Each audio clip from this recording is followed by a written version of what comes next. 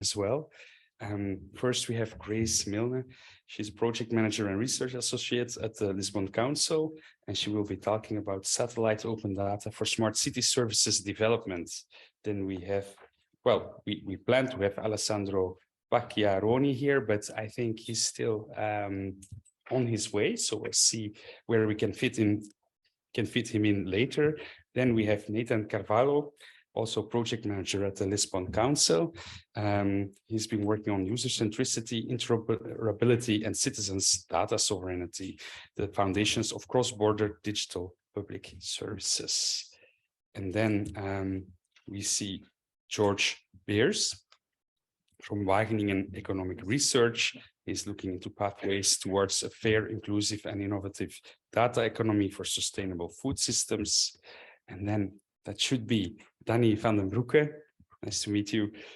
He's a research manager at SADL Leuven R&D, and he will be talking about urban data spaces for the Green Deal. And then on my paper, I see Karim as well. So if you want to, Karim, you can still join, of course.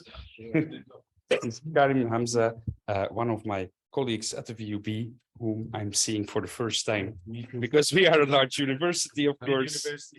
He's a senior associate researcher, and he will be talking about data for Africa. Thank you. I suggest we keep the panel order and start with Grace Milne, if you are ready. Could I have the thing for the slides, please? Yeah, the only problem is that I've got all sorts of things that I need to sort out. So, are you able to advance? Yes. The slides on my Is it okay? I can just let you know. Okay. Yeah, no worries.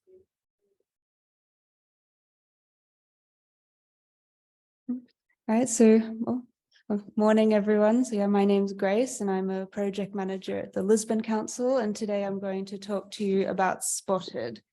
Next slide, please. And one more. Thank you. Yeah, so of course, Spotted is an acronym. It stands for Satellite Open Data for Smart City Services Development. And essentially, the project aims to provide an innovative solution to monitor and support decision makers and policymakers in green area management policy. And this is based on the integration and customized processing of massive open data sets, including Earth observation data. So this comes from satellites mostly, and it's co-financed by the Connecting Europe facility of the European Union. And next slide, please. Yeah, so there's 8 partners in Spotted. So the Lisbon Council coordinates the project, and this is led by our Senior Director, Francesco Muredo, and I assist him in this capacity. And the members include Comune di Milano, Comune di Napoli, Forum Virium Helsinki. So these 3 authorities, they are the Italian and Finnish authorities involved in the pilot cities, and I'll introduce those very shortly. The other members include Engineering Informatica, Fireware Foundation, G-Sky, and Latitude 40. Next slide. Yeah, so the project's vision is threefold. So firstly, the vision is to integrate.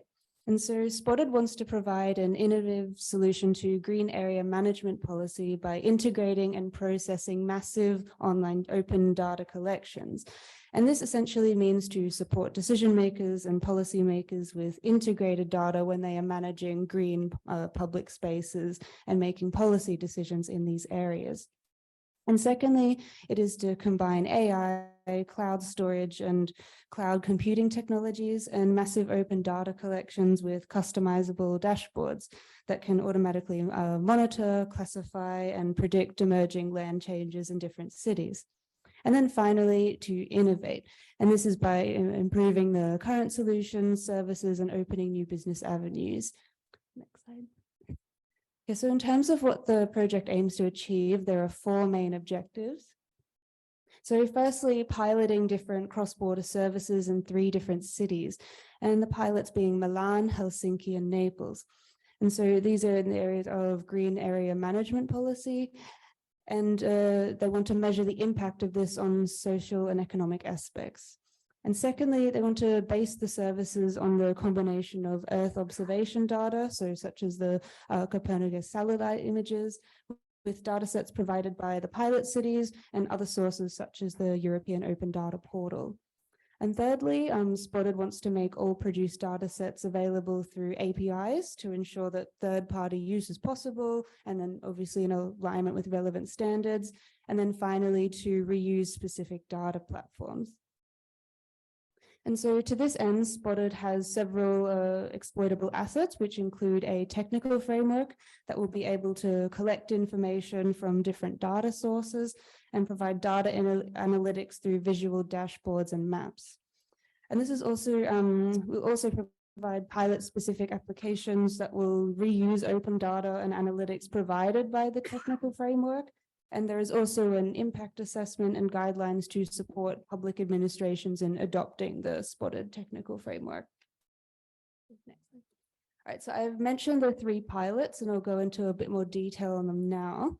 So firstly, Milan, Italy. And so for Spotted, the city will develop a data platform to analyze and predict urban, social, and economic aspects of green transformation in the city. It will serve as a practical policy-making asset, as the platform will provide machine learning tools to assess, plan, and develop sustainability programs. And the platform's goal is essentially to maximize the socioeconomic impact of these initiatives by making sure that the benefits are spread evenly across citizens, companies, and other organizations. The second pilot is Helsinki in Finland. And so this pilot focuses on identifying the green areas out of satellite imagery of Helsinki. And so this information is then used to create data products that support urban planning for monitoring, managing, and maintaining urban green areas, and sustainability also of nature tourism. And so specifically for this pilot, 2 different data products will be produced. One for monitoring the sustainability of nature tourism, and one for maintaining the green index indicator in support of urban imagery. So AI will be applied to the satellite imagery, with the outcomes published as new spatial data sets for further use. And then the third pilot is Naples in Italy. So the city here focuses on the use of satellite images to create multi-temporal and multi-parameter thematic maps. And so there are essentially 2 anticipated use cases for this, for the open data generated by the pilot. And so firstly, this is to analyze the evolution of public and private urban green area distribution in Naples over the last 3 years, and also to use one of the maps to plant a lot more trees throughout the city. And then secondly, the city will identify trends and fragile areas in Naples' green infrastructure by combining the open data with historical geospatial data sets. Okay, so before I wrap up, I just want to share that Spotted will hold a hackathon in the middle of January, so end of January, sorry, on the topic shedding light on urban greenery status. So submissions are due by the 17th of January, with pictures on the 24th and 25th of January. And you can use the QR code up on the screen to have some more information. Thanks for your attention, and I'm happy to answer any questions later on. Thank you very much. Then we'll move on to Nathan Carvalho. Hello. Good morning, everyone. My name is Nathan Carvalho. I've been working with the Lisbon Council for 2 years now, and I've been managing projects in the umbrella of digital governments, mainly focused on user-centricity, interoperability, data privacy for the citizens, and trying to make the public services more digital and more user-friendly for the citizens. So, if we can, yes, otherwise I can talk about the project without slides. There's no slides? Okay.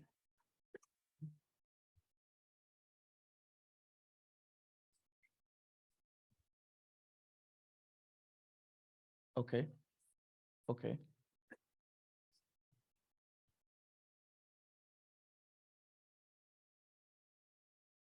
It's fine.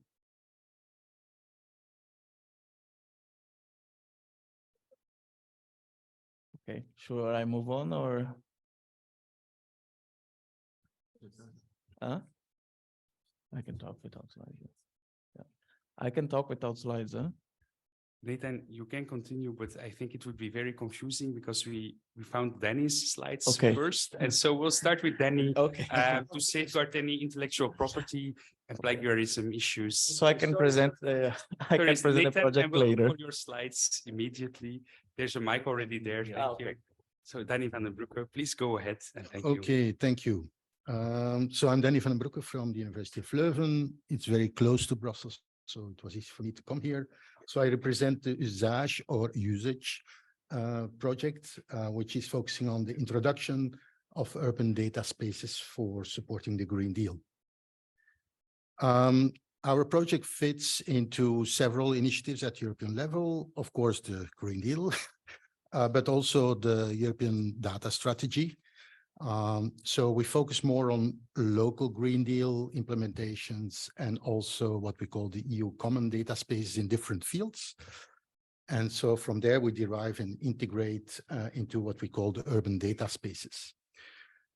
So it fits well in some of the objectives at the European level, but then we have, of course, specific European or Usage objectives. One important element is to look into innovative ways to do the governance of data space, to collaborate. So usually we follow the quadruple helix model where there's collaboration between public sector, private sector, academic sector, and citizens or society at large. We focus also on the development of these data spaces according to the FAIR principles. That's a must nowadays. And in support of local Green Deal actions or activities. We will also develop, starting from existing tools and solutions, new solutions, or we develop the existing solutions further and the tools. And then finally, we make arrangements with the different stakeholders to support policy analysis in different fields. The project is typically 3 years as another Horizon project, started in August this year. The budget is not so big, so we are a medium-sized project, 4 million, a little bit more. And you see at the right all the partners. I will not name them all. I heard there is one from UPM, so it's coordinated by UPM. But we have partners in Italy, in Spain, of course, in Belgium, in Austria. And that's mostly related to the fact that we have 4 pilots. One is it's medium cities, not the big cities like Madrid or whatever, but it's Ferrara in Italy, Zaragoza in Spain, Graz in Austria, and Leuven, where I'm from, in Belgium. And of course, also the Lisbon Council is a member of the consortium. We have a philosophy or an idea of the different phases and implementation and approach. Very importantly, we start from real world problems. A little like also is done more and more in digital twins. So the real world is for us very important to support decision-making, environmental management, climate change monitoring, integrating data to support those policies. So we have a lot of data everywhere, also in cities, regional level, global level, European level. Copernicus was mentioned already by the previous speaker. But the problem is indeed that usually they're still in data silos and not really well integrated. So the idea is to combine them, bring them together, not only data from public sector, but also from citizen science, from other private bodies, and so on. And then we will develop further these tools, also focusing on machine learning and artificial intelligence, putting everything in the cloud, combining the data, and then ultimately translate the data, because policymakers don't use data, they use information. So you have to translate the data, integrate, combine them so that you have ready to use information for decision making. I just give one example on the pilot in Leuven and I stop. One of the challenges in a city like Leuven is, like in other cities, the loss of biodiversity, for example. At some times there is water excess, floodings. Sometimes there is water shortage, like last summer there was huge droughts. you have the problem of in the buildings to the loss of energy, but also CO2. For example, in Belgium, 22% of all CO2 is coming from buildings where you live. Okay. But the problem is there is no real integrated management and approach. So we want to have in Leuven a holistic approach where we will combine data coming from different sources. Of course, the city of Leuven has a lot of data, geospatial data, statistical data, data about their population, and so on. But we have more and more in Belgium, in Flanders, and also in Leuven, citizen science data. You heard maybe those that are from Brussels, curious noses on air quality, but you have also drought measurements. So you have very cheap sensors. Usually these sensors, the big stations are quite big and expensive, but you have nowadays for 10 euro or 20 euro, you can have very cheap sensors. So you can involve citizens. We will do that for involving also citizens on biodiversity. So one of the projects we built further upon is, it's called Mijn Tuin Lab. It's translated My Garden Lab, where more than 40,000 citizens in Flanders already provide information about their practices in the garden. So we'll combine that together also with the identification and the generation of new data. So we will probably fly Leuven and surroundings and develop a hydrothermal map. So with that information, you can derive a lot of data from energy loss. So for example, heat maps and so on. But you have also sources like the Flemish government has a spatial data infrastructure. You have private data owners that provide data. So we'll use a digital twin that is being developed by a private company for the whole Flemish region. And so we will combine this all to try to answer some of these biodiversity, water management and other challenges. So that's basically the idea, combine the data and then translate the data in useful information so that, for example, the city of Leuven can take some actions. That's basically the idea. Thank you, Danny. Then now we can move. Now I have found the slides of Nathan, sorry. So we'll give the floor to you and I'll open the slides immediately. Just a second.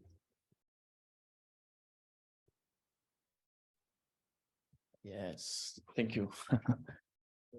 Well, good morning, everyone, again. As I was saying, my name is Nathan. I've been working for the Lisbon Council now for 2 years on projects within the digital government umbrella with Francesco. Today, I want to present one of these projects, which is Across. And Across deals with interoperability and cross-border services within the EU. So first, I want to talk about why this project was necessary, why the European Commission wanted this project to happen to start. As you know, in the European Union, you're free to move from country to country. However, if you ever try to work or study in a different country, you know that the process is quite cumbersome sometimes. It's not easy for a student going from, let's say, Greece to Germany to deal with all the administrative procedures. So the idea of the project is to make the process digital and seamless for people that want to study or work in a different country. This is very important for the EU because at every time that the EU decreases its provision of cross-border services at 1%, we have a decrease of an economic impact of 8 billion euros. So it's very important for the economy in the EU that these services are working well so people can move within the EU more easily. So another data that I wanted to bring is that when these services are provided, they are not very user-friendly. So first, out of all the public services we have available on the EU, only 43% of them are available for cross-border users. So for instance, if you need a service from another administration and you're going to another country, the service might not even be available for you as another, being another EU national from a different country. When these services are available, again, they are not very user-friendly. More than half of the Europeans, they evaluate the public services as bad. So the services can improve a lot when it comes to user experience, usability, making the services more user-friendly to the citizen. Finally, the citizens also don't consider these public services safe. Almost half of the Europeans, they have the option, they select not to engage with public services because they feel their data won't be safe with the administration. So they choose not to engage with e-government services because they feel that's not safe for them. So this is why Across came to exist. And we are building a platform, an online platform, where we can connect different governments, and the data will be interoperable between governments, and the citizen can, for instance, if working abroad, can post all the documents in the platform and make the process all seamless. It's also important that the platform will operate in the same language. We also have a chatbot, a bot at the platform to help to guide the citizen in the process, because language barrier is also a big issue. For instance, if you're a Greek person trying to study in Germany again, you might not speak German. So when you enter a German website to submit your application to study or work, the website might be in German, and then it might be more difficult for you. So that's, of course, an example, but it happens for all countries. So what is the approach of our platform? First, we're going to pilot the platform in 3 different countries: Greece, Latvia, and Germany. So we have examples of people working and studying, going from these countries. And we bring the citizens close to us, and we ask them how the perfect process to work or study would be perfect. Then they let us know. We build a user journey. We apply the user journey on the platform, and then we understand how the perfect process would be for the citizen. We have a prototype of the platform. We're still building it, but if the slides are off, but that's okay. If you want to know more about the project, you can let me know. We also have a banner outside with the website of the project, where you can also scan the QR code and subscribe to our newsletter. And I'm happy to answer any questions about Across later too. Thank you very much for your attention.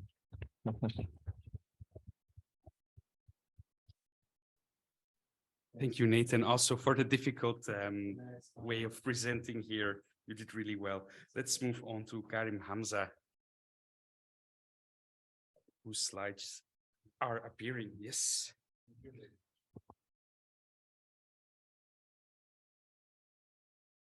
Okay. Hi again. I'm Karim Hamza, Senior Associate Researcher at Vrije University.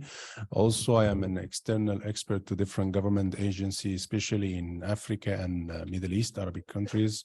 And I manage a couple of IT companies in Middle East. Mainly we work on technology. So I know most of you are the more experts than me in data science and data analytics, but I would like to highlight an applied case, especially the case of Africa.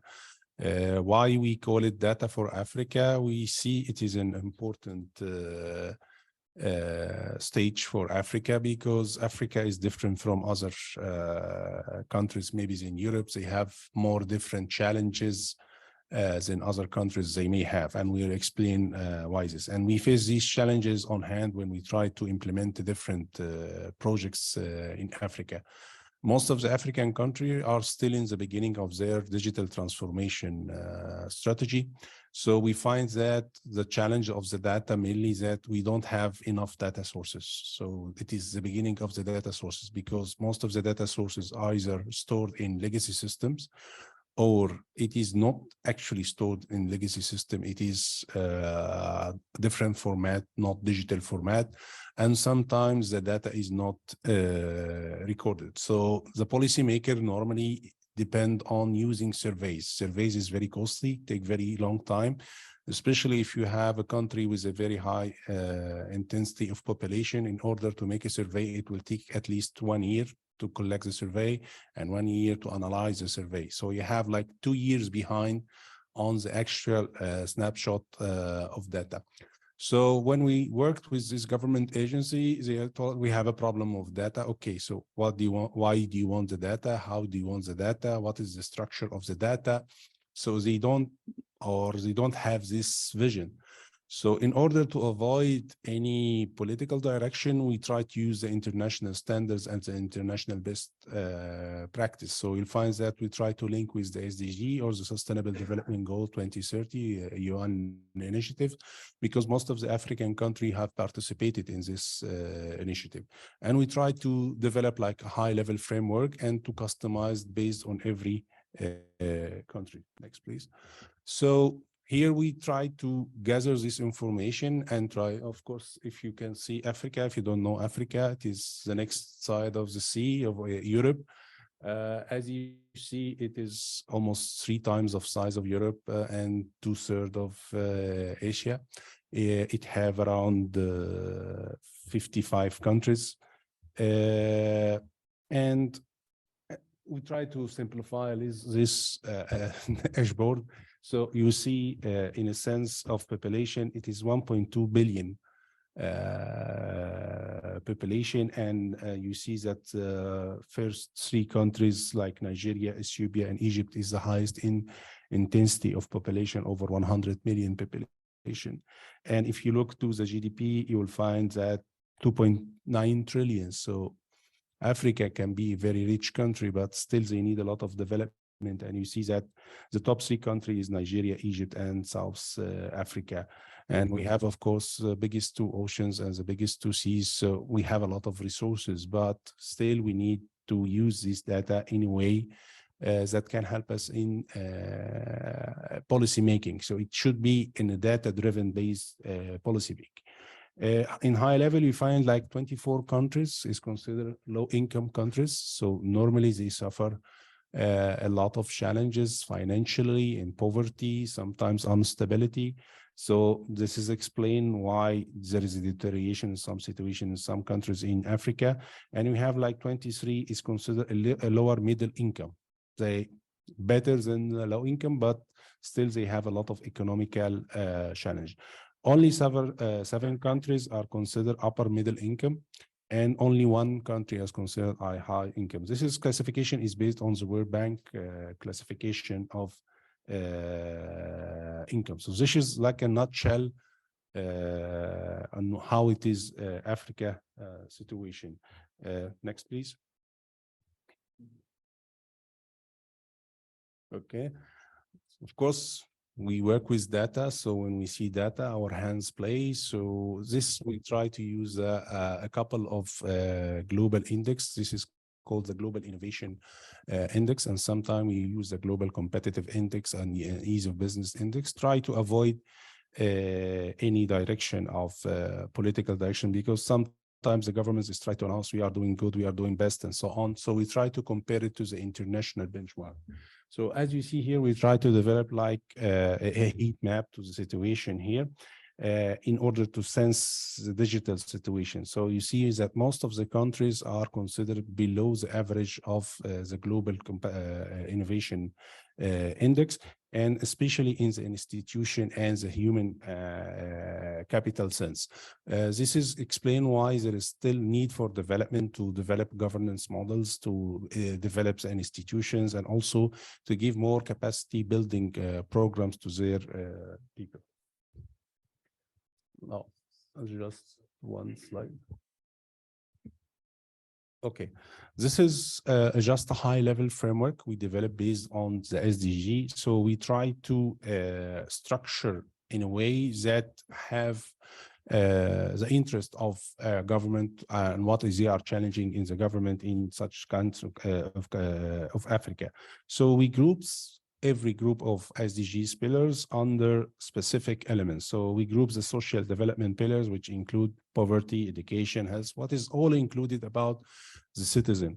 Of course, SDG 1 is one of the priority to most of the African countries. So they need a lot of data in order to trace and classify and decide who need support and so on.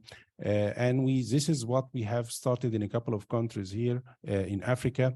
But as I said, we have a lot of challenges regarding the data sources. Then we group the economical SDGs together, then the institutional one, then the environmental one, then the infrastructure or the information. This structure helped us to set priorities in which data we want, because most of the government agencies in Africa, the data is in silos. It is not interlinked, even if we need this, and there is no centralized data centers. But most of the developed countries in Africa who are trying to implement the digital transformation is try to solve this problem. Next, please. Okay, could you move to your conclusion as well, because we have to run for the next speaker. Conclusion, we need support for African countries. We need guidance for African governments, how to convince them to go through the digital transformation by using benchmarks as a guidelines. Of course, this is an initiative. We're still in the beginning, but we are looking for more development, and I will be happy to answer any question. Thank you for your listening.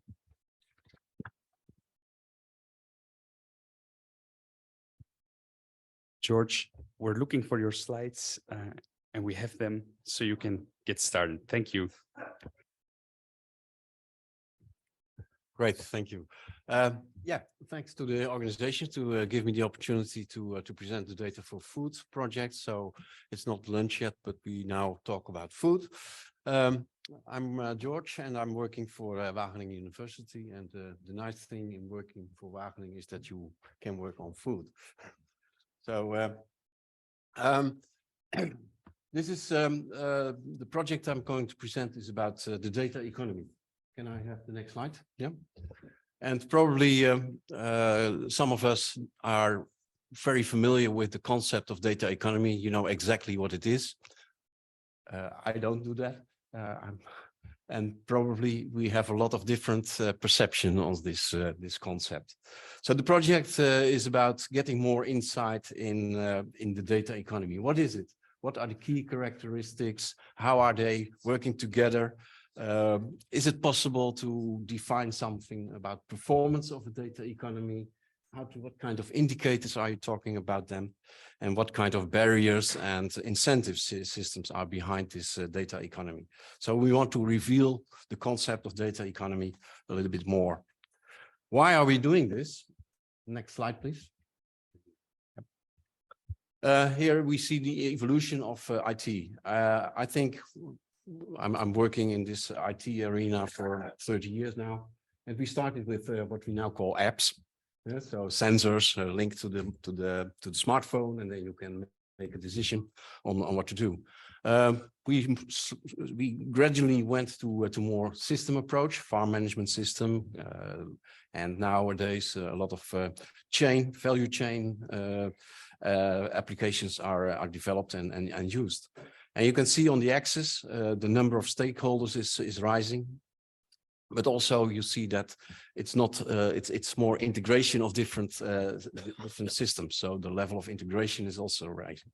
And now we are in an area, a foggy area.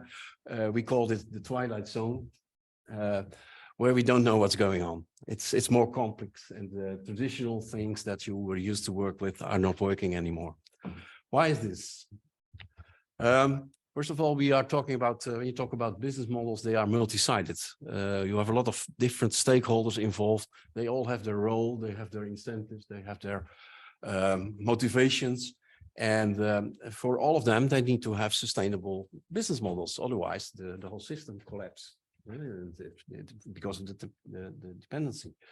Another thing is that we now, when you put your data somewhere in the data space, you have to be rely that it's governed in a decent way, that you are not punished by it. We also have to look into the incentive systems a little bit better. How comes that people are investing in the reduction of pesticides when you know it isn't, let's say, money-wise, it's not a good investment, but people are doing that. What drives them? What kind of drivers are in this system? And then we have more on the technical level, the system of system approach, which is challenging for the technology guys, I would say. I think also for you, for your adventure.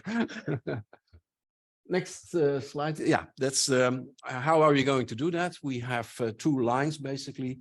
One line is to have let's say the theoretical path, the study, desk study, to also to look in different sectors. What do we know about data economy? What are the how to describe it?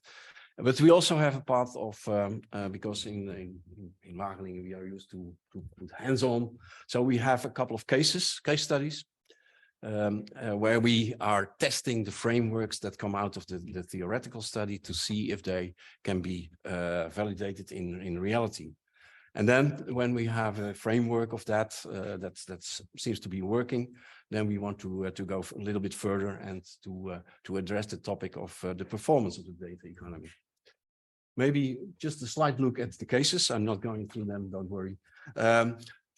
These are 9 cases, and the cases are already existing for a couple of years, some of them. People from Belgium, you know, the ILVO case, the Just Connect case. We have 9 cases that are where partners, different parties are working on sharing data and putting them in a data space.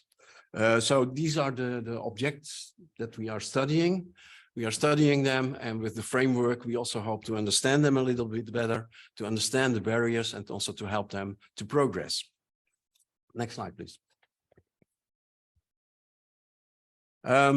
So when we have, let's say, a validated framework and we understand the cases, the next step, and that's where also Lisbon Council, perfect timing, where Lisbon Council is coming in, and they are the partner to help us more on developing a dashboard and to see how we can measure progress in the data economy for the food sector. So hands-on, we come up with policy recommendations, how to stimulate this data economy, and Lisbon Council will develop also scenarios for that to bring it further.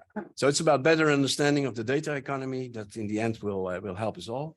Last slide, please, is that our key deliverable, we have promised a lot, I know, but the key thing that we want to develop in an inclusive approach to have a critical mass of early adopters that have better understanding and can work with the concepts of the data economy. Thank you. Thank you. Okay, thank you, dear panelists. We have time for 2 questions. So if there are questions from the audience here, I would love to see hands. Otherwise, we'll also check online and I'll check in my own questions as well. Stefan has a question, so I'll move there and then to you. Great. Thanks so much for the presentations. And I'm Stefan Verhulst from GovLab. And so one question, perhaps for all of them, which is really about how do you define priorities for which you need data? I mean, you have identified a variety of case studies, meaning even in Leuven, where you have come up with a few problems. Anyway, in Wageningen, you're of course looking into a few areas as well. And also in Africa, even understanding, I mean, what are the priority, meaning you have, of course, the SDGs, number 1, but how do you define the priorities, and to what extent are actually citizens and beneficiaries involved in defining those priorities? Because that seems to be an area how you can get legitimacy in what you're doing and trying to understand how you go about this.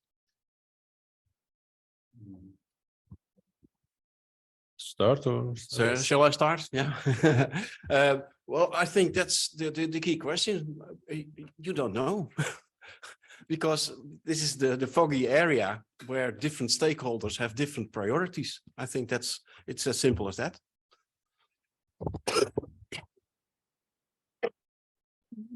Very quick answer from my side. I think some of the policies related to climate change and environmental management are well defined and huge. So there are many topics. Fortunately, for example, in Leuven, Leuven has Leuven 2030. So they have the ambition to become climate neutral by 2050, not 2030. But, and so they have defined already priorities in the roadmap. So we build further on that and take that into account. In some of the other cities, it's maybe less pronounced. So what we do is we define and model existing processes related to environmental management and climate change monitoring that are already happening in those cities. And we start from real processes, and then we look into the actors and the data flows and the data requirements, the data processing. That's how we work for the things where it's not yet clear. So in two cases, a pragmatic approach. Is there someone else from the panel who wants to answer, Karim? Normally from government perspective, especially in Africa, as if we use the SDG model, the poverty will be number one for most of the countries. So this is having a metadata about the citizen and how to classify them and how to classify incentives and so on. The second priority will be for the economical indicators. So normally we try to use the guidance of SDGs in order to guide the government sometimes in which data we need. So for if you go for SDG 1, which is poverty, they have to reduce the poverty rate in the country to the half and to the extreme poverty to be 0. So normally we start with the extreme poverty rate. So we have to decide who is classified as extreme poverty, and then we have to decide why they are extreme poverty, and then we have to put policies to reduce this to be 0 before 2030. And we apply policies. Then we put a monitor and evaluation indicators that trace this policy if it is successful in reducing the rate and this we have tried with 1 or 2 countries in the region, and it was successful in how sense, but we had challenges in the data sources, data collections and so on, because of that most of the data we have is based on survey, which we have a delay like 2 years as we said. But normally for African country it will be poverty related indicators or data plus the economical indicators. Thank you. We'll move to the last question. Could you introduce yourself and ask your question? Yes, hi there. I'm Mariam. I'm from the University of Exeter. My question's mainly for you, but I think potentially it will go to the other panel members as well. I wondered about, with regards to the challenge of digital transformation and collecting data in Africa, I wondered how or in what ways there could be information on practices and how people want data to be collected, data that is relevant and emergent, I guess, from local practices and communities coming back into the work that you're doing, and I guess the practice sharing the other way, not just like, okay, we've decided we've got the SDGs and obviously we want progress there on those goals and we're aligned, but obviously you've mentioned surveys and the challenges there. I'm just kind of wondering about the lessons that we could bring back that can influence other parts of the world in the other direction. This is a very good question, thank you. So lucky us, technology is helping us in collecting data. Currently, the penetration of internet is exceeding 60% in Africa, which is considered good, especially in the youth. So using the data on technology is helping us to collect this data in a way or another. Using best practices or experiences of different nations, it have its own challenges, but some data are available that we can use, some cases that we can use. And this was one of the recommendation is to use other cases, say successful cases in Europe that can be deployed in countries in Africa. So again, this is right questions. It is how we can implement it, or what is the message that we can implement it.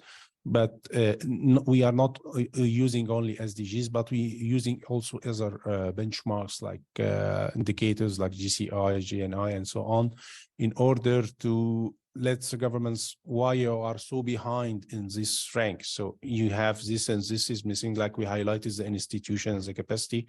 So if you started to put your policy to solve this problem here, this will increase your general rank. So thank you for your question.